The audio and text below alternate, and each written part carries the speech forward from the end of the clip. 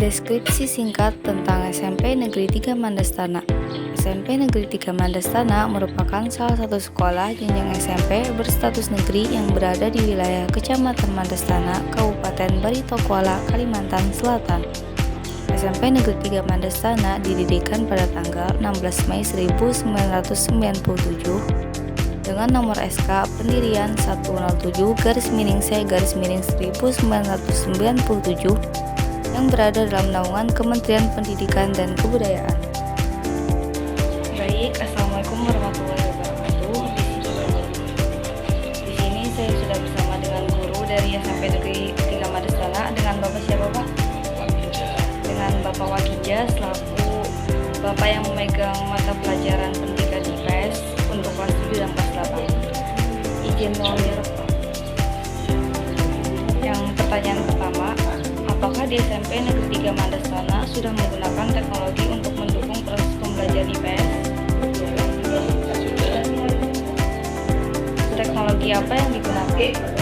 Biasanya menggunakan laptop, kemudian menggunakan LCD proyektor, kemudian juga aplikasi teknya bisa PowerPoint, kemudian bisa menggunakan Google Form,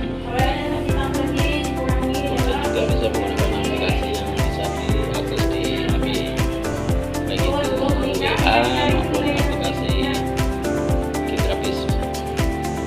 Seberapa efektifnya penggunaan teknologi dalam proses pembelajaran IPS di sekolah ini? Itu lebih efektif dibandingkan dengan pembelajaran yang konvensional. Jadi anak lebih perhatian karena menggunakan teknologi. Apakah ada kendala dalam menggunakan teknologi dalam sekolah ini, Pak? Kendalanya ada, biasanya peralatan yang masih terbatas, kemudian pemahaman dari siswa sendiri juga masih belum kuat untuk yang sifatnya lebih tinggi ya. Apakah ada cara dari sekolah ini untuk mengatasinya, Pak? Jadi untuk mengatasinya ya, jadi menganggarkan dari dana BOS untuk membeli alat walaupun secara sedikit.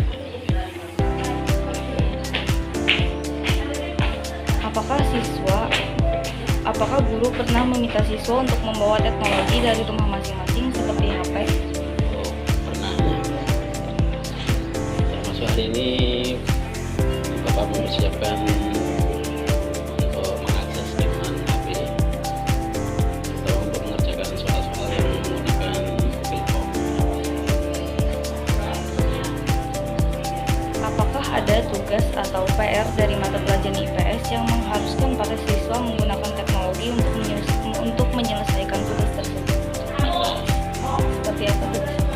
Biasanya untuk menentukan lokasi, salah satunya untuk menentukan lokasi rumah tempat tinggal masing-masing menggunakan Google Map.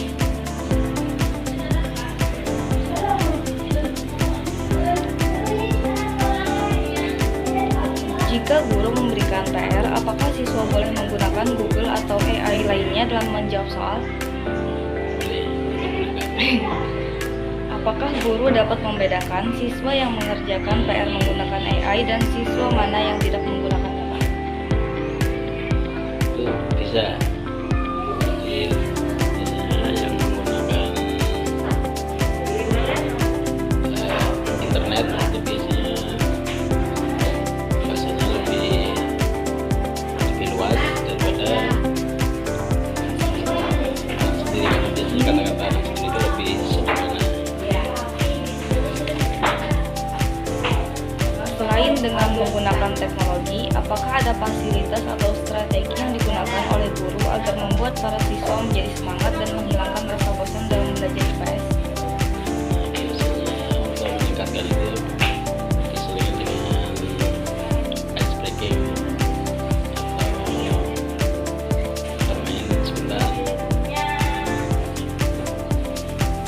Apa saja tantangan para guru dalam menyelenggarakan pendidikan berbasis teknologi? Terutama kemampuan guru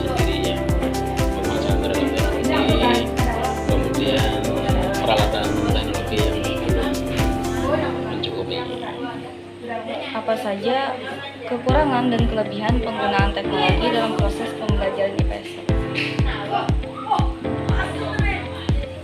Kelebihannya itu lebih interaktif, lebih bervariasi. Kalau kekurangannya kemampuan guru yang masih kurang. Baik, mungkin itu saja Pak hasil wawancara kami. Terima kasih Pak. Baik, di sini dengan Ibu siapa Bu namanya? Radiatul Adawiyah, Ibu di sini mengajar mata pelajaran apa Bu? IPS. Baik, saya ingin bertanya, apakah di SMP Negeri 3 Madrasah sudah menggunakan teknologi untuk mendukung proses pembelajaran IPS? Ya, jelas. Untuk mendukung seperti yang ada seperti Korpiji tadi, HP dan sebagainya, bisa menggunakan HP, bisa. Kalau untuk PR Bu, siswa itu bolehkah mencari jawabannya di Google? Tertentu bisa boleh, bisa ada. Kalau Ibu sendiri tahu lah Bu, siswa mana yang pakai Google, siswa mana yang nggak pakai Google Bu? Jelas tahu. Karena kalau di Google itu kalau bisa ditulis jawabannya itu konkret benar, kelihatan benar. Tapi kalau dari nalar, kadang-kadang kalimat tulisan itu bisa beda dengan yang pakai Google. Kayak pakai Google itu biasanya titik komanya, kalimatnya itu lebih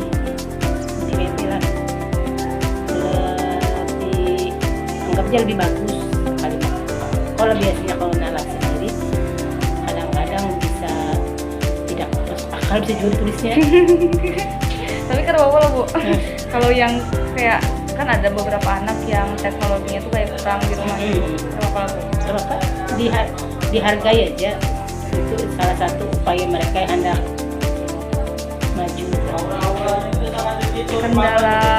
Kendala teknologi itu di sini apa Bu? Penggunaan teknologi IPS ada kendalanya nggak Bu? Jadi kalau yang teknologinya itu jelas kan itu yang namanya sinyal, kadang-kadang ketawa. Kalau IPS kan mereka bisa mencari ke daerah yang lebih bagus ini. Jadi kadang-kadang kalau dengan kondisi alam misalnya hujan, angin, dicari. Nah, tukang kan dari dicuatkan bisa juga. Atau mereka tuh penggunaannya kurang pas. Kan kalau kita menggunakan Google ini orangnya harus banyak. Nah itu kendalanya di situ.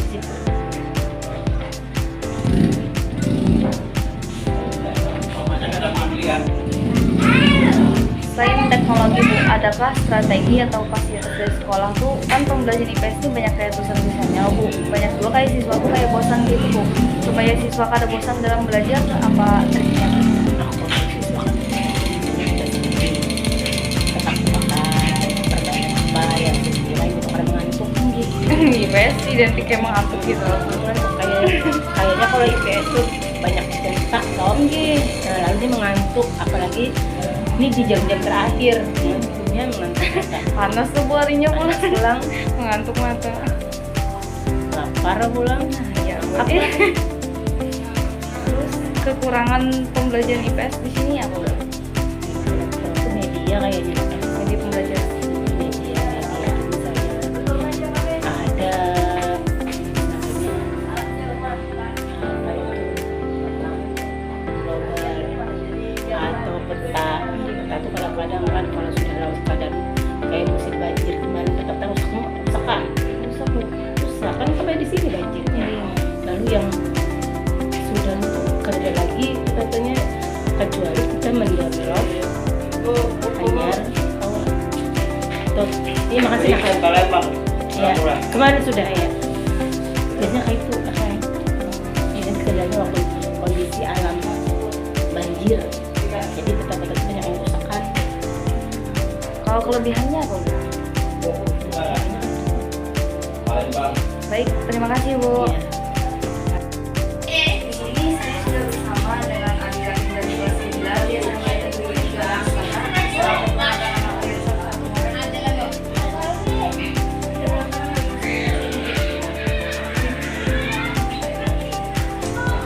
Salam saya Muhammad Fadil. Nama saya Muhammad Abdi.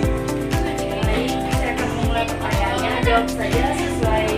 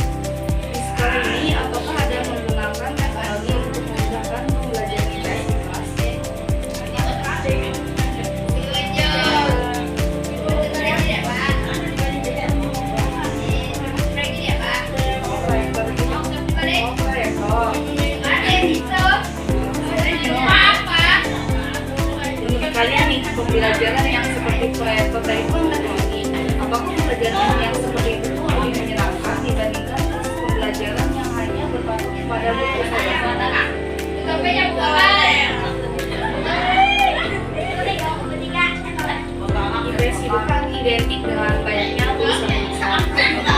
Kalian biasanya tuh kalau lagi IPS tuh merasa bosan gitu kan melihat banyaknya tulisan.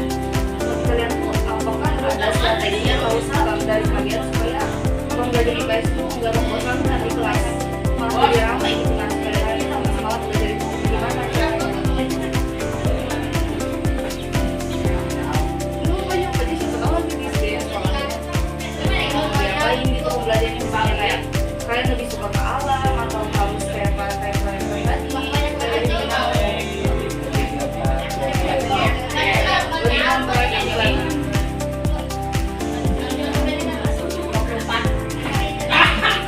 kalau kalian kerjaan PR kalian pakai Google atau enggak? Pakai Google di rumah.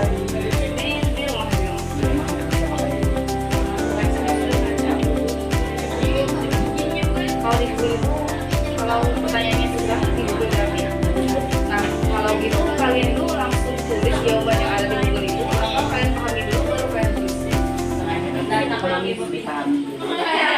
Pahami dulu baru tulis.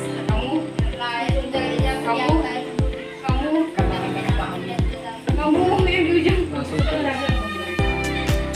Biasanya kan di sekolah tuh ada juga tuh kayak pertanyaan-pertanyaan yang sulit. Cara kalian jawab itu gimana? Kan nggak ada teknologi di sekolah. Kalau nggak ada, cari sampai dapat cari kemana?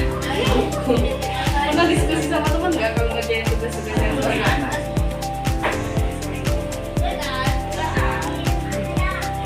Kalau PR pernah nggak dikasih guru tuh sebuah PR tapi itu harus gunain teknologi atau aplikasi di dalam ngerjain? Apa itu?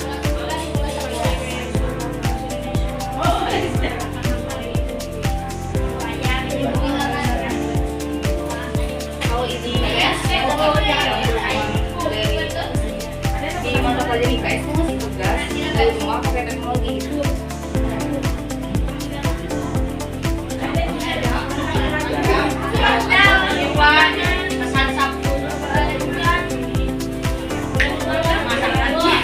Ini kelas 9 ya berarti. Selama kalian belajar IPS, apakah ada kendala atau kesulitan yang kalian alami?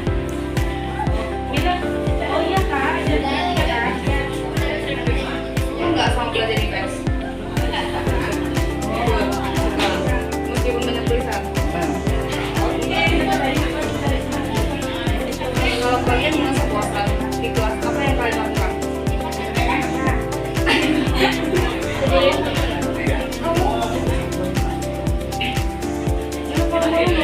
Kamu kalau merasa bosan di kelas ngapain? Aku biasanya mau kalian kalau kelas biar tenang. Kekurangan dalam pembelajaran IPS menurut kalian itu apa?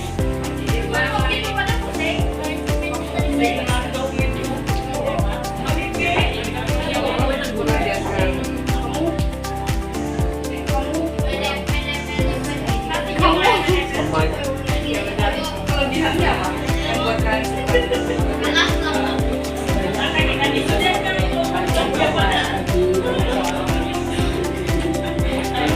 Banyak nulis.